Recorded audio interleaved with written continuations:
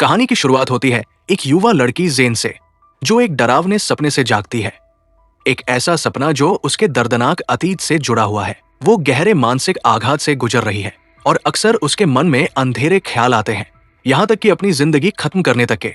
फिलहाल जेन एक इलाज केंद्र में रह रही है जिसका नाम है लाइफ हाउस, एक ऐसा रिहैबिलिटेशन सेंटर जहां अलग अलग मानसिक समस्याओं से जूझ रहे लोगों को देखभाल और सहारा दिया जाता है। एक सुबह उसकी रूममेट कारा उससे पूछती है क्या उसे फिर से अपने पिता से जुड़ा कोई डरावना सपना आया। कारा ये भी मानती है कि वो पूरी रात सो नहीं पाई क्योंकि उसे इस बात का दुख है कि जेन अब जल्द ही इस जगह को छोड़कर जाने वाली है। 1 साल बीत चुका है उस घटना को जब जेन ने अपनी जिंदगी खत्म करने की कोशिश की थी और अब वो घर वापस लौटने की तैयारी कर रही है। लाइफ हाउस एक बड़ा रिकवरी सेंटर है जिसमें कई सुविधाएं हैं जो मरीजों को ठीक होने में मदद करती है। लेकिन इस सब के बावजूद कारा के मन में एक डर छुपा हुआ है। उसे लगता है कि कहीं जेन बाहर जाने के बाद कोई खतरनाक कदम न उठा ले। बाद में जब जेन अपने दिन की शुरुआत के लिए तैयार हो रही होती है, तभी एक स्टाफ सदस्य उसे चेतावनी देता है कि रेजर इस्तेमाल करते समय सावधान रहें। वो ये भी कहता है कि जैसे दुखद घटनाएं जेन के परिवार का हिस्सा रही है, मानो ये सब उसके खून में ही चलता आ रहा हो। लेकिन जेन धीरे से मानती है कि उसके दिल के किसी कोने में अभी भी एक उम्मीद बाकी है कि कोई उसे बचाएगा और सच्चा प्यार देगा। स्विमिंग पूल पर जेन की मुलाकात एक नए मरीज से होती है जिसके शरीर पर गंभीर जलने के निशान हैं। बातों बातों में दोनों के बीच एक जुड़ाव बनने लगता है जब वे उन दर्दनाक अनुभवों के बारे में बात करते हैं जिन्होंने उन्हें इस जगह तक पहुंचाया। उसी रात जेन चुपके से अपने कमरे से बाहर निकलती है। लंबे समय तक यहाँ रहने के कारण वो इस बिल्डिंग के कई राज जान चुकी है, यहाँ तक कि फार्मेसी तक पहुंचने का तरीका भी। वो धीरे से अंदर जाती है, कुछ गोलियां इकट्ठा करती है और जैसे ही उसे किसी के आने की आहट सुनाई देती है, वो जल्दी से वहां से निकल जाती है। अगली सुबह ग्रुप थेरेपी के दौरान एक लड़का फिल अपने बारे में खुलकर बात करता है। वो बताता है कि वो खुद को नुकसान पहुंचाता है और उसकी सोच ये है कि पुराने समय में डॉक्टर मानते थे कि शरीर को काटने से बीमारी बाहर निकल सकती है, उसी तरह वो खुद को चोट पहुंचाकर अपने अंदर के दर्द को बाहर निकालने की कोशिश करता है। बाद में जेन को लाइफ हाउस में आयोजित एक इवेंट में बोलने के लिए आमंत्रित किया जाता है। वो बताती है कि वो ऐसी इंसान है जो हर चीज को पहले से प्लान करती है और जब उसे ये नहीं पता होता कि आगे क्या होने वाला है तो उसे घबराहट होने लगती है। वो अपनी फैमिली के बारे में एक दुखद सच भी बताती है। उसके पिता और उसकी दादी दोनों ने आत्महत्या की थी। फिर जेन एक चौंकाने वाली बात कबूल करती है। वो कहती है कि जब वो उसी रात घर वापस जाने के लिए फ्लाइट में बैठेगी तो उसे लगता है कि सिर्फ उसका शरीर ही घर पहुंचेगा, उसकी आत्मा नहीं। उसकी योजना बहुत खतरनाक है। जैसे ही प्लेन में सभी लोग सो जाएंगे, वो चुपचाप वॉशरूम में जाएगी, बहुत सारी गोलियां लेगी और धीरे धीरे इस दुनिया से चली जाएगी। लेकिन अचानक पता चलता है कि जेन अपनी स्पीच के दौरान कुछ देर के लिए सो गई थी। जब उससे दोबारा पूछा जाता है तो वो बस सबका धन्यवाद करती है और ये मानती है कि वो कभी भी दोबारा लाइफ हाउस वापस नहीं आना चाहती।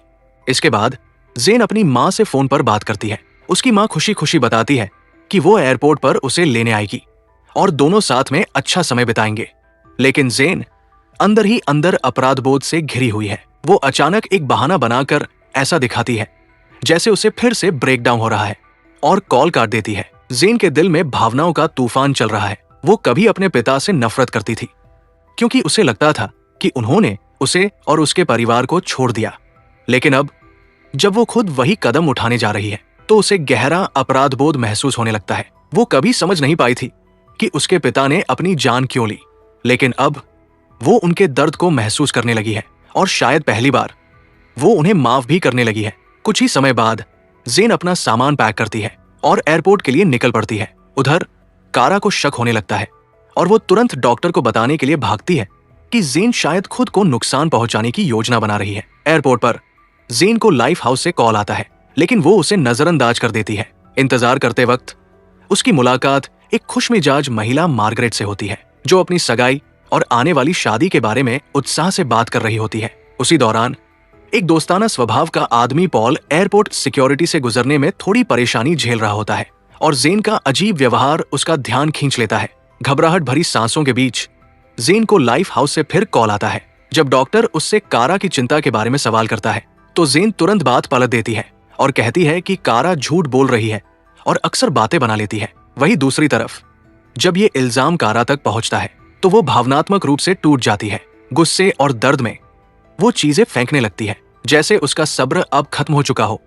और इधर जेन अकेली खड़ी रह जाती है, इस भारी एहसास के साथ कि उसने उसी इंसान को सबसे ज्यादा चोट पहुंचाई है जो सच में उसकी परवाह करता था। थोड़ी देर बाद प्लेन में जेन गलती से गलत वॉशरूम में चली जाती है। जैसे ही वो अंदर जाती है, कुछ ही पलों बाद पॉल दरवाजा खटखटाता है और धीरे से बताता है कि वह दरअसल मेज वॉशरूम में है। माहौल को हल्का करने के लिए पॉल मजाक में कहता है कि वो चाहे तो अंदर रुककर उसका साथ दे सकता है, लेकिन जेन विनम्रता से मना कर देती है। जब वो बाहर आती है तो पॉल उसकी हालत देखकर समझ जाता है कि कुछ ठीक नहीं है। वो उससे बात करने की कोशिश करता है और कुछ देर उसके साथ बैठने का ऑफर भी देता है। जेन उसके अच्छे व्यवहार के लिए धन्यवाद कहती है, लेकिन चुपचाप वहां से चली जाती है। फिर भी पॉल पूरी तरह दूर नहीं जाता। कुछ ही देर में दोनों एक दूसरे के नाम जानते हैं और थोड़ी बहुत बातचीत भी करते हैं। जब सभी यात्री प्लेन में बैठ जाते हैं तो जेन हैरान रह जाती है, क्योंकि उसकी और पॉल की सीट एक दूसरे के बिल्कुल पास होती है। पॉल काफी दोस्ताना और बातूनी है, जबकि जेन ज्यादातर चुप रहती है, अपने ही ख्यालों में खोई हुई। बाद में जब पॉल सो जाता है तो जेन एक छोटा सा नोट लिखती है। उसमें वो लिखती है कि जो कुछ भी होने वाला है उसमें उसकी कोई गलती नहीं है और वो इस बात के लिए आभारी है कि वो आखिरी इंसान था जिससे उसने बात की। फिर वो उस नोट को सावधानी से मोड़ती है और चुपचाप पॉल की जेब में रख देती है। इसके बाद जेन चुपचाप अपनी सीट से उठती है और प्लेन के बाथरूम की ओर बढ़ती है। रास्ते में वो गलती से एक दूसरे यात्री से टकरा जाती है। जैसे ही वो अंदर पहुंचती है, वो कई बोतलें निकालती है जो गोलियों से भरी हुई है। कुछ पल के लिए वो उन्हें बस देखती रहती है, जैसे खुद से सवाल कर रही हो, क्या उसे सच में ये कदम उठाना चाहिए? तभी अचानक प्लेन तेजी से हिलने लगता है। टर्बुलेंस शुरू हो जाती है। जोरदार झटकों की वजह से बोतलें उसके हाथ से गिर जाती है और सारी गोलियां फर्श पर बिखर जाती है। वो जल्दी जल्दी उन्हें उठाने लगती है। तभी बाहर से फ्लाइट अटेंडेंट दरवाजा खटखटाते हुए कहता है कि वो तुरंत अपनी सीट पर वापस जाए। लेकिन कुछ ही सेकंड में हालात और भी भयानक हो जाते हैं। टर्बुलेंस बेहद खतरनाक रूप ले लेती है और प्लेन बेकाबू होकर हिलने लगता है। यात्री डर से घबरा उठते हैं। चीखें पूरे केबिन में गूंजने लगती हैं। हर कोई सबसे बुरे के लिए तैयार हो जाता है। और फिर वो होता है जिसकी किसी ने कल्पना भी नहीं की थी। प्लेन एक दूर दराज बर्फ से ढके पहाड़ी इलाके में क्रैश हो जाता है। हर तरफ मलबा ही मलबा बिखरा हुआ है। बर्फीली जमीन पर टूटे हुए हिस्से फैले पड़े हैं। जेन धीरे धीरे होश में आती है, घायल और पूरी तरह घबराई हुई। जब वो चारों तरफ देखती है तो उसे एहसास होता है कि कई यात्री इस हादसे में बच नहीं पाए।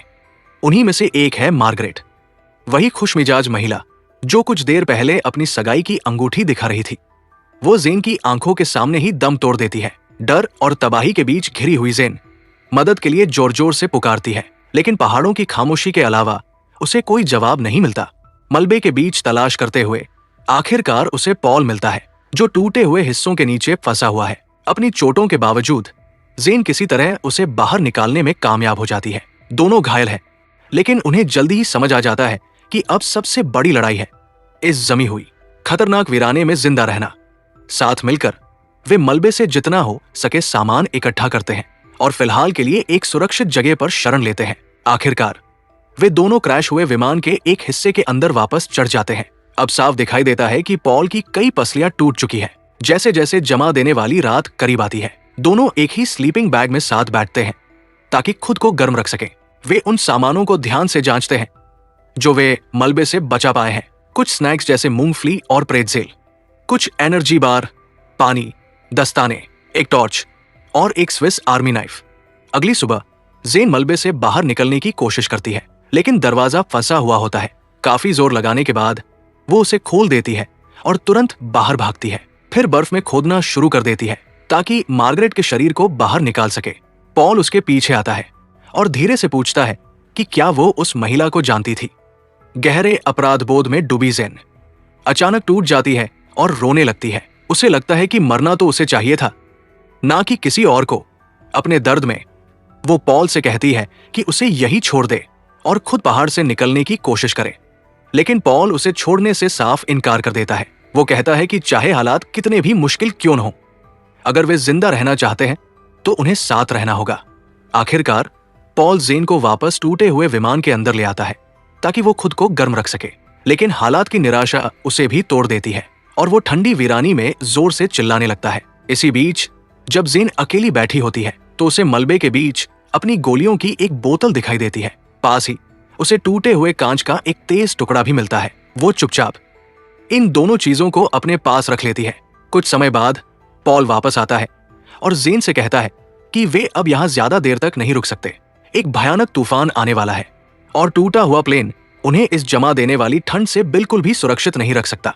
वो समझाता है कि रेस्क्यू टीम को उन्हें ढूंढने में हफ्तों लग सकते हैं, इसलिए अगर उन्हें जिंदा रहने का कोई मौका चाहिए तो उन्हें पहाड़ों की तरफ बढ़ना ही होगा। लेकिन जेन अब पूरी तरह उम्मीद खो चुकी है। वो पॉल से कहती है कि वो उसे छोड़कर चला जाए क्योंकि उसने इस पहाड़ पर मरने के ख्याल को स्वीकार कर लिया है। पॉल उसकी बात मानने से साफ इनकार कर देता है। वो ठान चुका है कि वह दोनों को जिंदा रखेगा। वो जेन को मजबूर करता है कि वो अपना सामान उठाए और यहां तक कहता है कि अगर वो नहीं चली तो वो स्लीपिंग बैग भी अपने साथ ले जाएगा।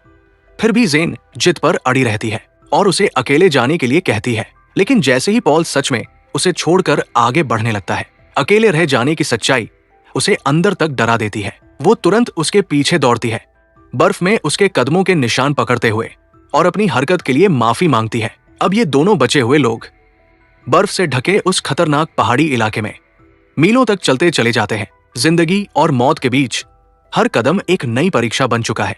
आखिरकार चलते चलते वे एक ऐसी जगह पहुंचते हैं जहां रास्ता अचानक खत्म हो जाता है। सामने एक गहरी खाई होती है। पॉल समझाता है कि आगे बढ़ने का एक ही रास्ता है, नीचे घाटी में उतरना। जेन हिचकिचाती है।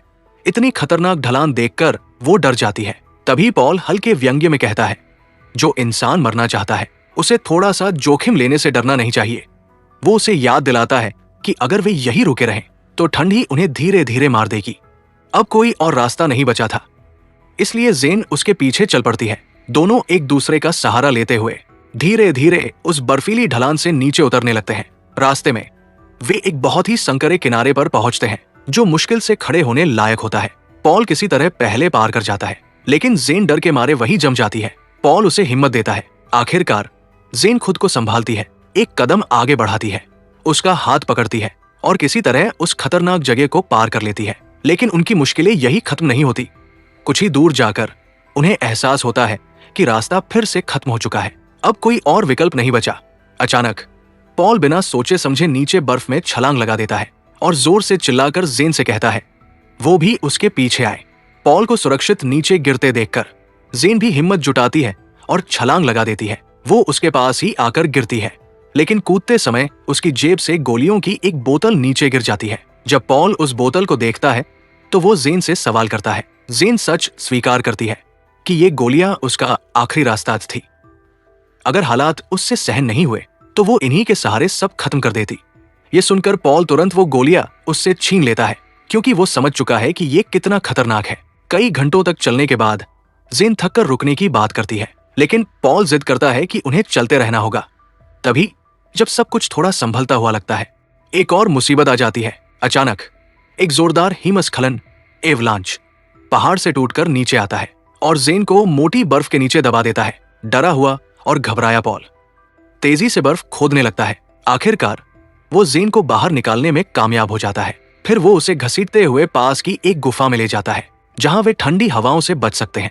समय तेजी से बीतता है और जल्द ही पहाड़ों पर अंधेरा छा जाता है।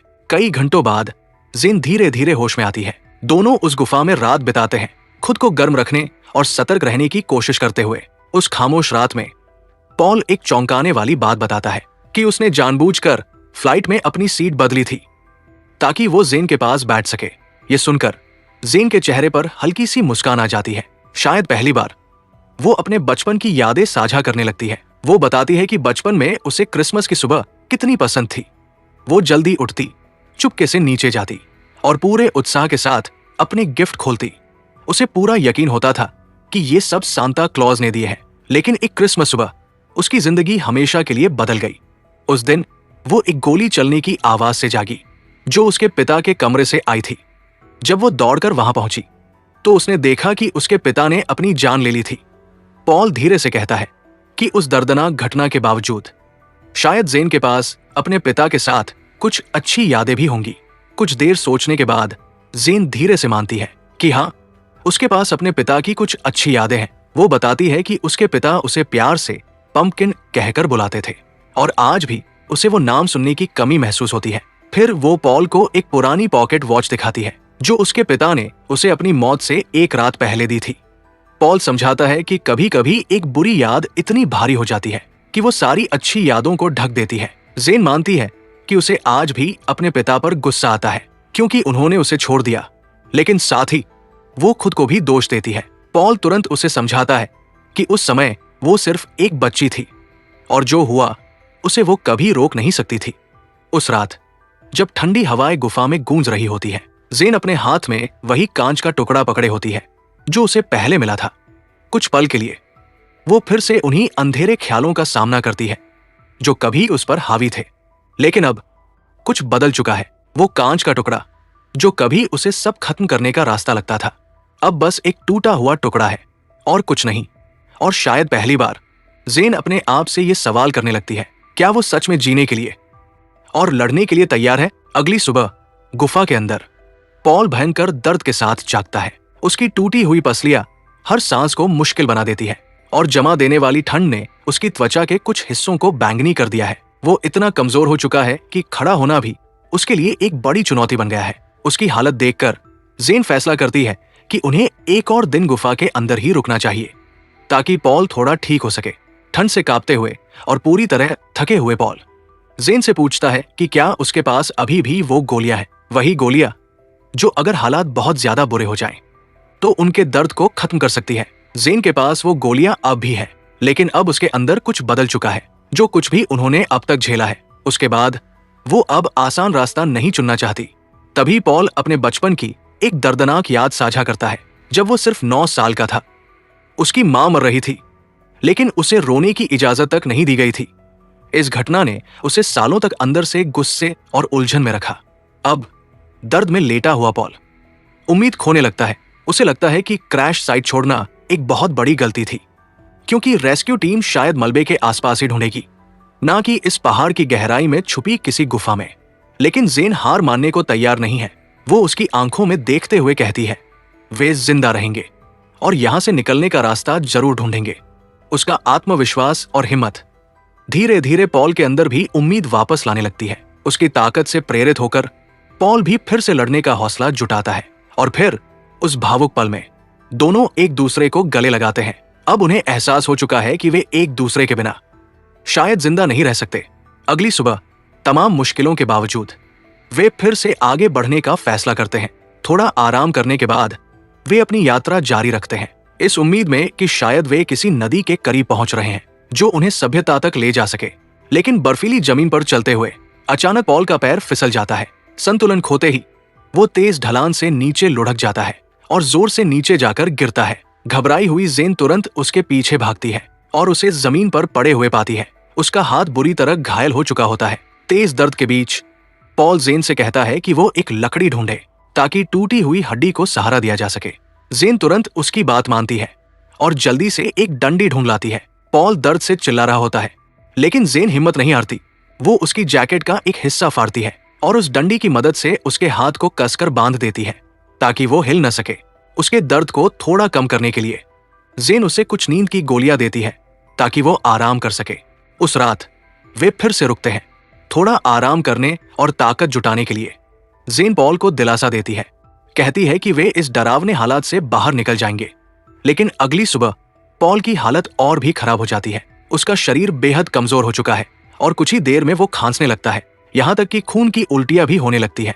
अब पॉल सच्चाई समझ जाता है कि शायद उसके पास ज्यादा समय नहीं बचा है। अपनी बची खुची ताकत के साथ वो जेन से कहता है कि उसे अब अकेले ही आगे बढ़ना होगा। वो जोर देकर कहता है कि उसे हर हाल में जिंदा रहना है, चाहे इसके लिए उसे यही छोड़ना पड़े। जेन पहले मना करती है, लेकिन पॉल बार बार उसे समझाता है और आखिरकार वो मान जाती है। जाने से पहले जेन उसे नींद की गोलियों की बोतल देती है और धीरे से कहती है कि अगर दर्द असहनीय हो जाए तो वो इन्हें ले ले। जेन उसके माथे को चूमती है और दोनों एक दर्द भरा अलविदा कहते हैं। एक बार फिर जेन अकेली रह जाती है, लेकिन वो रुकती नहीं। बर्फीले जंगल और पहाड़ों के बीच वो आगे बढ़ती रहती है। घंटों तक चलने के बाद ठंड और थकान से जूझते हुए अचानक दूर उसे एक भेड़िया दिखाई देता है। कुछ ही पलों में वो भेड़िया उसका पीछा करने लगता है। अपनी जान बचाने के लिए जेन पूरी ताकत से दौड़ती है। आखिरकार बचने के लिए वो पास के एक पेड़ पर चढ़ जाती है और एक लकड़ी लहराकर उस भेड़िए को डराने की कोशिश करती है। कुछ पल के लिए उसकी कोशिश काम कर जाती है, लेकिन जैसे ही वो आगे बढ़ने की कोशिश करती है, भेड़िया फिर लौट आता है और एक बार फिर उसका पीछा करने लगता है। अब जेन समझ जाती है कि उसके पास इतनी ताकत नहीं बची कि वो उससे भाग सके। इस बार वो भागने के बजाय उसका सामना करने का फैसला करती है। वो अपनी जैकेट को कसकर अपने हाथ के चारों ओर लपेट लेती है ताकि खुद को बचा सके और वही खड़ी होकर इंतजार करती है। जैसे ही भेड़िया उसकी ओर झपटता है, वो उसके ढके हुए हाथ को पकड़ लेता है। उसी पल जेन उस तेज कांच के टुकड़े को निकालती है जिसे वो क्रैश के बाद से अपने साथ रखे हुए थी। अपनी बची खुची सारी ताकत लगाकर वो बार बार उस भेड़िए पर वार करती है और आखिरकार वो जानवर गिरकर शांत हो जाता है। इस खतरनाक लड़ाई में जेन बुरी तरह घायल हो जाती है, लेकिन वो जिंदा बच जाती है, खून से लथपथ और पूरी तरह थकी हुई। वो वही खड़ी रह जाती है। उसे एहसास होता है कि उसने अभी कुछ ऐसा कर दिखाया है जो उसे पहले नामुमकिन लगता था। शायद पहली बार जेन अपने अंदर जीने की उस मजबूत इच्छा को महसूस करती है। अपनी चोटों और बेहद थकान के बावजूद वो खुद को संभालती है और आगे बढ़ने की हिम्मत जुटाती है। जिंदा रहने की जिद के साथ वो बर्फ से जमे जंगल को पार करती है और आखिरकार एक नदी तक पहुंच जाती है। सावधानी से उसे पार करते हुए जेन अपनी इस खतरनाक यात्रा को जारी रखती है। अब हर कदम सिर्फ एक ही मकसद के लिए है, जिंदा रहना। घंटों तक जंगल और बर्फीले रास्तों से जूझने के बाद आखिरकार जेन पेड़ों के बाहर निकलती है और दूर उसे एक सड़क दिखाई देती है। लेकिन जैसे ही वो वहां तक पहुंचने वाली होती है, दर्द और थकान उस पर हावी हो जाते हैं। उसका शरीर जवाब दे देता है और वो जमीन पर गिर पड़ती है। होश खोने से पहले जेन भावुक होकर पॉल का नाम पुकारती है। उसी पल उसके बचपन की यादें उसकी आंखों के सामने आने लगती है। वो पल जब वो अपने पिता के साथ खुश थी। उस दर्दनाक हादसे से पहले इन यादों के जरिए जेन धीरे धीरे उस दर्द को समझने और स्वीकार करने लगती है जिसे वो सालों से अपने अंदर लिए हुए थी।